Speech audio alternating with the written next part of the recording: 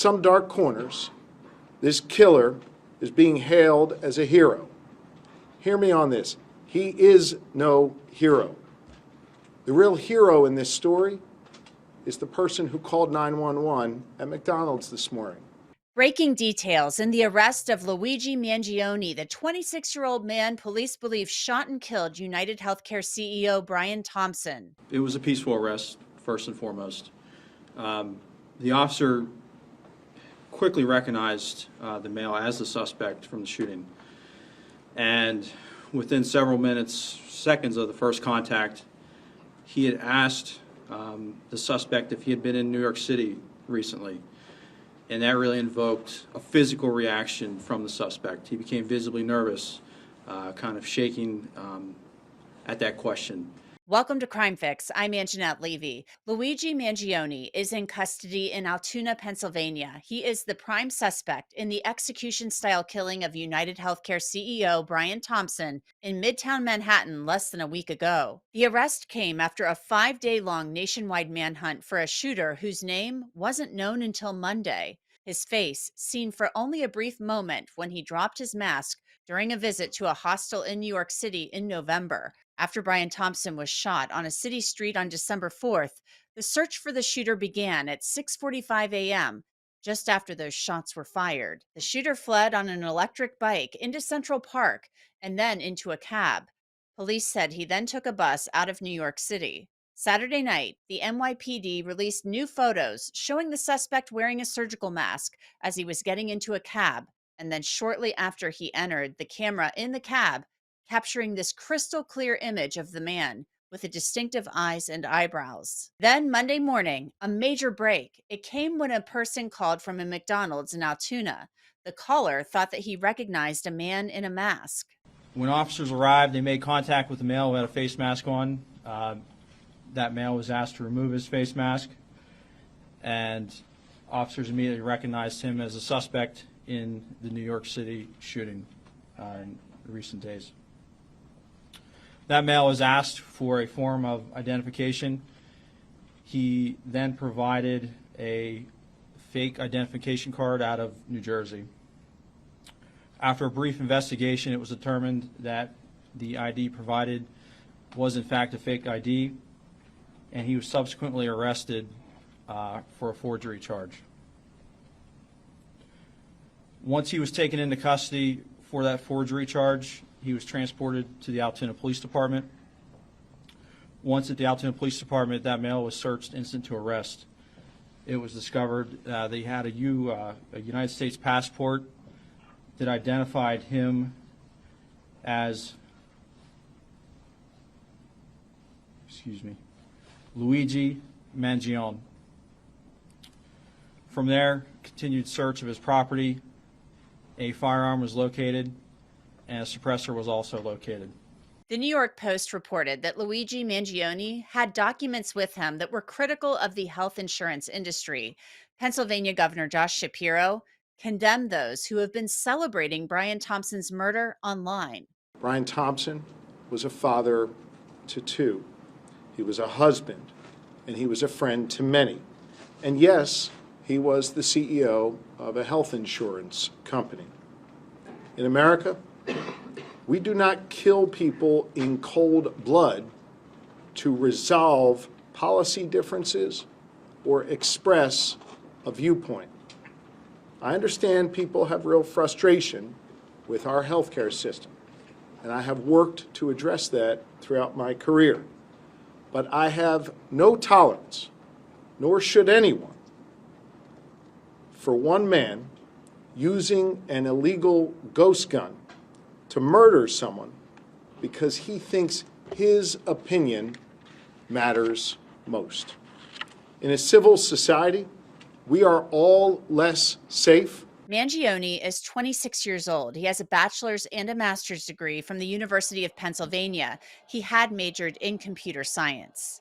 I want to tell you about Upside. It's a free app that gets you cash back on things like gas and restaurants. This is real cash back. It's money that appears in your Upside app that you can transfer straight into your bank account. I used Upside when I went to Dunkin' Donuts for a cup of tea. I claimed an offer for Dunkin' on the app, paid as usual using a card, and got cash back. It's so easy. You can also use Upside at places like Shell, Exxon, 7-Eleven, Taco Bell, and that's just to name a few. To download Upside and start earning, click the link in the description or scan the QR code on your screen and use the promo code CrimeFix to get an extra 25 cents back on every gallon on your first tank of gas. That's promo code CrimeFix for extra cash back. I want to bring in Dave Sarney. He's a retired NYPD detective. Dave, your first thoughts on this arrest? Well, it's exactly what you expect to happen when you have law enforcement put all merits to bear, rubber to the road. Uh, the work that was done to get this person, at least a photo of him, was immense. It was a massive amount of work being done to go through all that video surveillance and the footage and the like, and to have it culminate to this apprehension, and eventually it looks like they're going to charge him with the murder. It's what you expected with the police department to do. When we look for someone, they're going to find them. The person at the McDonald's is what really gets me. I mean, that is just so impressive to me. This person saw who they believed to be the person in the photos, the person with the medical mask, the surgical mask, and those distinctive eyebrows, and of course the eyes. I mean, that's what got me when I saw the latest photograph that was released on Saturday was the eyes and the eyebrows. And so this person did the absolute right thing and called law enforcement. Law enforcement responded. They asked the person to take the mask down. They asked for ID. They said it was a fake ID. They went from there, and they're saying they found a ghost gun on him, which is incredibly disturbing because that's something that you could just make with a 3D printer. Yeah, absolutely. That's the other thing, and expecting the fact that you were possibly committed a murder, and you keep the weapon with you. That's very telling in the fact that either he couldn't make a gun again, it was something he treasured a little bit. It operated, I guess, to what he thought it would. And was there anything beyond what he did on Wednesday morning? Was he thinking anything further than that? Because when you look at the manifesto, and apparently they're just doing a little digging on him, his anger toward corporations and the healthcare system was very vitriol, and that's something to be concerned about. But I will tell you, if the amount of work that was put in to get that photo out and to have someone call, that's why detectives, good old fashioned police work, sometimes, even though all the technology is out there, it trumps it. And that video, that photo, thankfully somebody did say something, and it's great that they found somebody in Altoona, Pennsylvania, who saw it and Mhm. called in.